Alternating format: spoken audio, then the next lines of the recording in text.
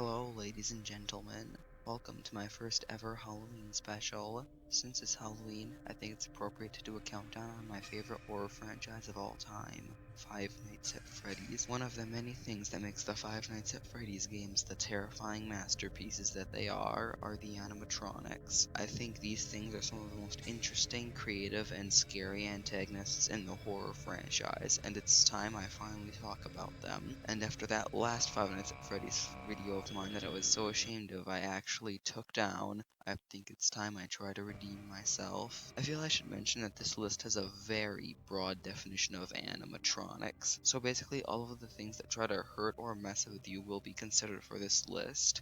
Now grab some popcorn, turn the lights down, and let's delve into what my favorite horror franchise has to offer.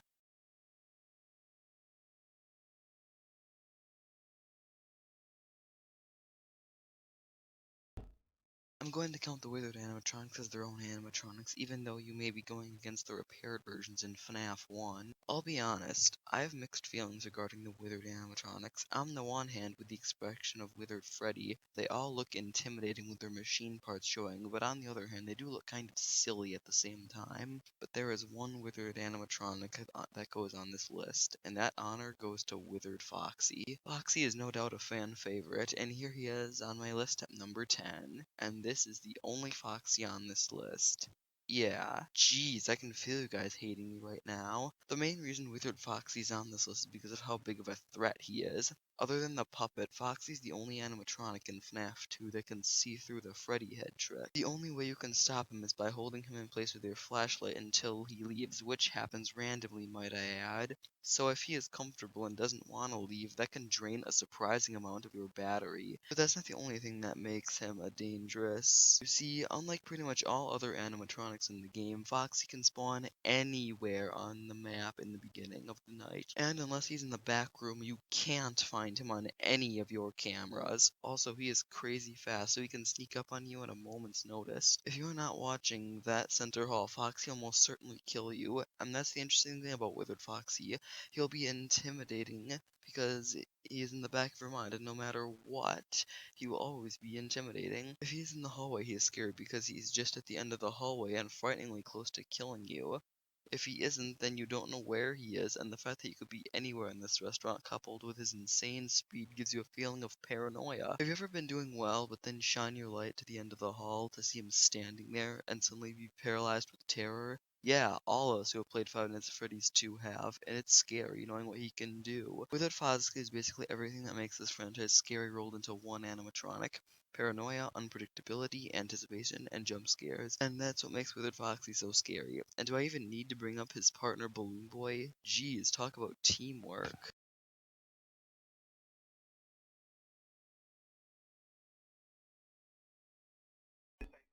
Marionette is mainly on here due to his role in the story. Now, if you believe MatPat on the topic of FNAF's backstory the way I do, you'd realize that in his latest video that due to the completion principle manipulation, it is very difficult to judge where the marionette stands in the story. Personally, I believe that the FNAF 4 kid becomes the marionette simply because if he became Golden Freddy, there would be no spirit to talk to him as psychic friend Fredbear, as MatPat's taken to calling him. Granted, this does leave a lot of questions unanswered, but based on MatPat's tease at the end of his Assassin's Creed Syndicate video, I think those questions are about to be answered. Which does bring up a concern, because if MatPat reveals something in the lore that I didn't realize, it could dramatically affect not only this entry, but this whole list. So just remember that this list came out before we knew the truth. I'm simply going off what I know. Now don't get me wrong, I'm going to address his role in the actual games. In FNAF 2, he is so powerful and intelligent that like Withered Foxy, he can see through the mask trick. In addition, he is so powerful that the only way to stop him is to make sure that he never activates by winding up a music box, which really gives you a feeling of helplessness knowing that this thing is so powerful that the only way to beat it is by not letting it come out of its box. Yeah, that's right, you stay in that box, you weird, creepy puppet.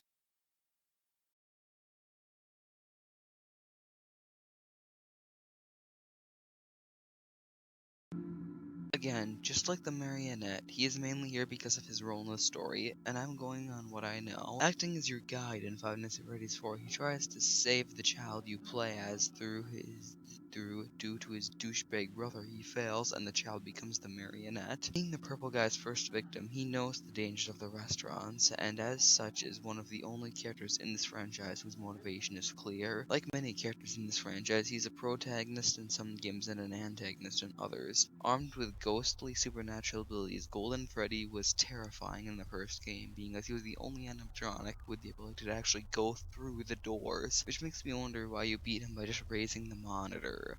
In the second game, he was downgraded a bit in my opinion, but don't get me wrong, any encounter with Golden Freddy in the second game is terrifying and unexpected, but the whole appears as a giant floating head thing does make him a little less scary, and the fact that he can be fooled by the Freddy head trick and Foxy isn't does kind of damage his credibility as a wise and powerful ally and threat. Also, did you know that in the first game, according to Scott, he wasn't intended to be in the game, that something's just happened during the game design process, and even Scott himself can't explain Golden Freddy? If he exists in the first game and the creator himself can't explain why, then that only adds to his creepiness factor.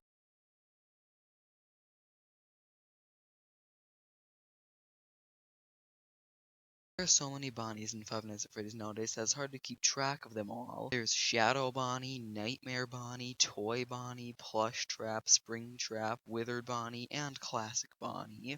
In the first game, I always thought of Bonnie as Freddy's right-hand man, quite literally. He always came after you first, he is terrifying the first time you see him at the door, he was the first animatronic shown off in the trailer, and he even gives Scott Cawthon nightmares. In fact, the hallucinations with Bonnie are all things that Scott saw in his nightmares. Yep, Bonnie's hallucinations came out of the inner subconscious of the mastermind who created this whole franchise. It's one thing to do what Golden Freddy did and leave the creator unsure as to why you exist, but it's a whole nother thing to actually terrorize the creator. Man, Scott really went through a lot to bring us these games. I bet you feel bad for everything bad you've said about FNAF now, huh?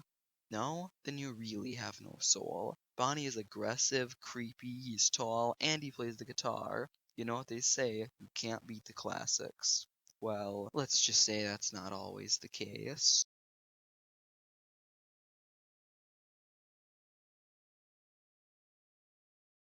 You've worked your way through 4 nights of listening, paranoia, and checking behind you every 5 seconds just to make sure those annoying little Fredleys don't wake old man Freddy. And now you only have one more night to go. Oh, you only have to deal with one animatronic this time around, so surely it won't be that bad, right? Oh, trust me, you're going to eat those words.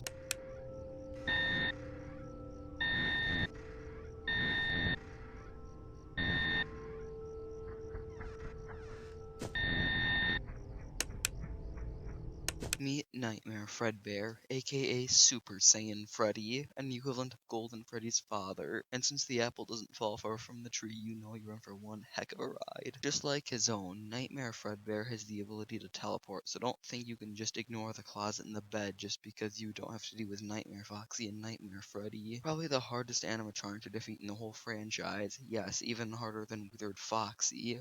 There's a reason he doesn't need the help of the other nightmare animatronics to splatter your blood over the screen. Faster than any version of Foxy, he can run from one door to another in just a few short seconds. He can turn into a floating head, another trick he passed on to Golden Freddy, and appear in your closet or bed. I want to know, how does something that huge move that fast? And don't say he teleports because you hear his footsteps while he runs. You kind of have to if you want to avoid being splattered all over the screen by those teeth and claws. But wait, where does Golden Freddy get the ability to phase? We've clearly established that Nightmare Fredbear can't phase, or else he would phase through your doors. And also, where does Golden Freddy get his unmoving jump scare from? Unless... Oh my god, I think I've discovered who Golden Freddy's mother is.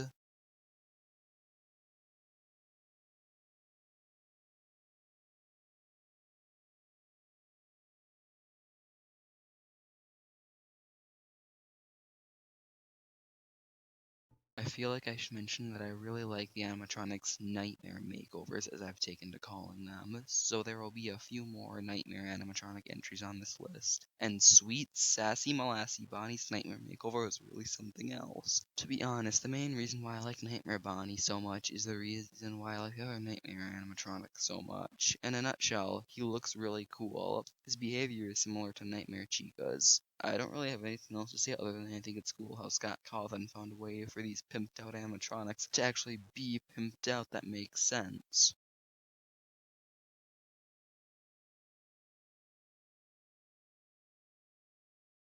Okay, I promise this is the last Nightmare animatronic for a little while. Normally in FNAF it was Freddy that was the main antagonist, and while FNAF 3 did get away from this trend a little bit, FNAF 4 took it to a whole new level by throwing it out the window. Freddy is easily one of your smallest problems in FNAF more, but considering his competition, yeah. His method of attack is a variation on Nightmare Foxy's, as opposed to running and hiding in your closet like Nightmare Foxy does. Say, how come when all the other Nightmare animatronics get in your room they kill you, but Nightmare Foxy just hides in the closet? Here goes the door. What do we do?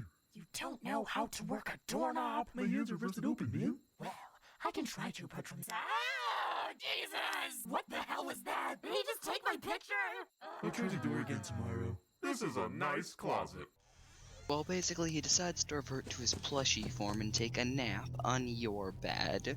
Now, have you ever had a nephew or cousin who likes to cause trouble and then blame it on you? Well, Freddy has 3 nephews who love to do that. They go up on the bed one at a time and try to wake Uncle Freddy. But luckily for you, Freddy is a tight sleeper and it takes 3 of them chattering to wake him up. When he wakes up, they blame you, and I think you know what happens next.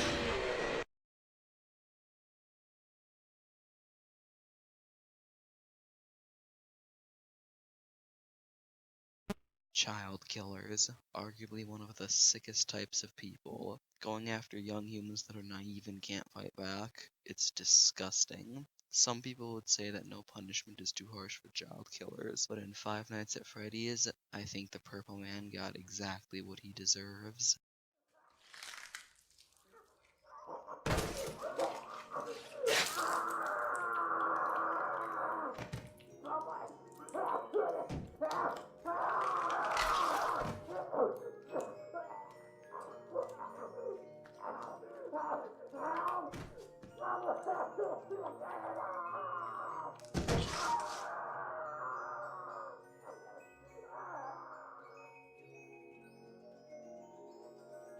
But unfortunately, even death couldn't stop him.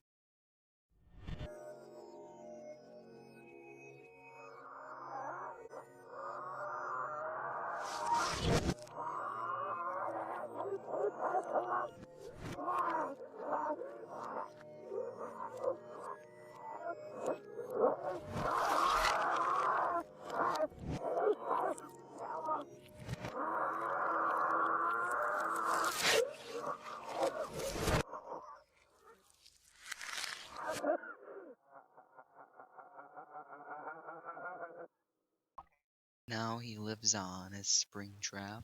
Being as his soul repossessed the Springtrap suit with his body in it, he is technically immortal, and due to his new paranormal abilities, he now has more power than ever. Year after year, he rotted in that restaurant before the owners of Fazbear Fright made their worst mistake of their lives and found him. They put him in their attraction, and now you play against him. You must distract him by playing the audio and distracting him while dealing with the phantom animatronics who try to warn you, but who end up disabling your systems.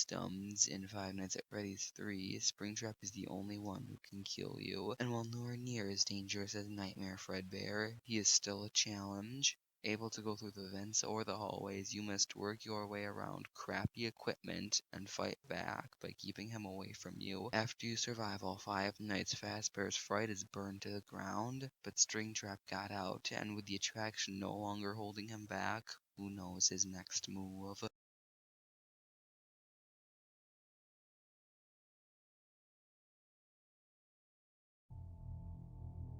Despite how much I've praised the Nightmare animatronics, there is one complaint I have with them, in that they got rid of the creepiness factor of the animatronics to make them more scary.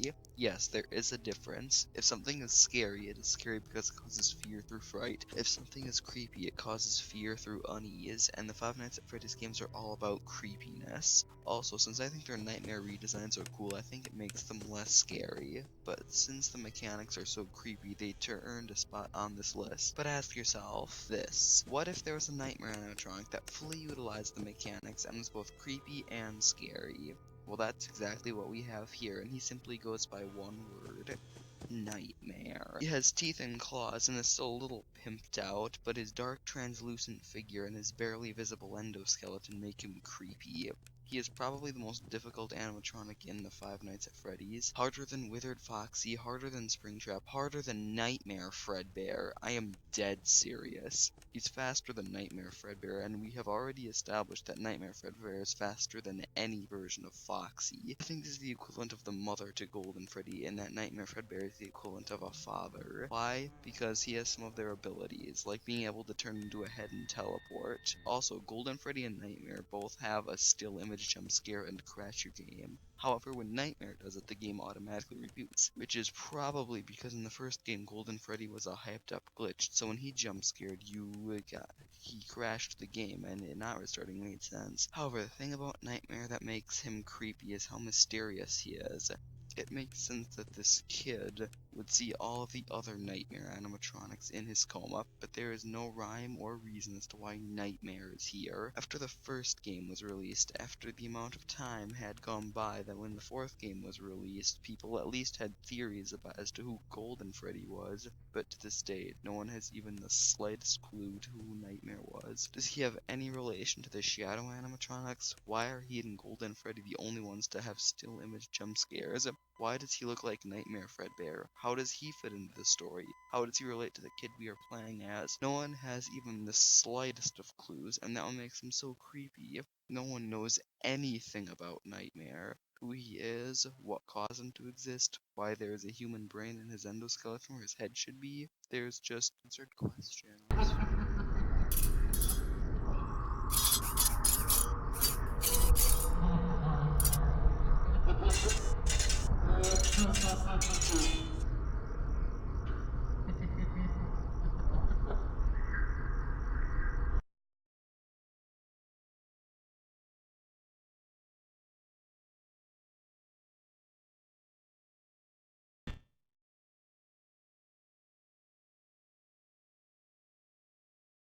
You really can't beat the classics. I'm just going to say it. Freddy Fazbear from Five Nights at Freddy's 1 is my favorite animatronic in the franchise. For the first 2 nights, he waits, analyzing your strategy, biding his time, waiting to strike. He is always hidden in shadows. He is the only animatronic in the first game to have 2 jump scares. He thrives in darkness, as he rarely kills you unless it's because you've run out of power.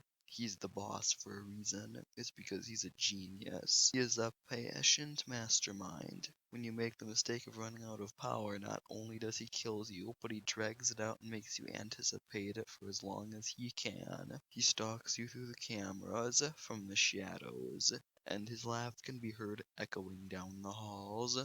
Freddy Fazbear is a sadist. That's the best way of putting it. He's a sadistic, evil genius. He may not be a mover and shaker in the story, but it's how he goes about killing you in the first game that makes him my favorite animatronic in the franchise.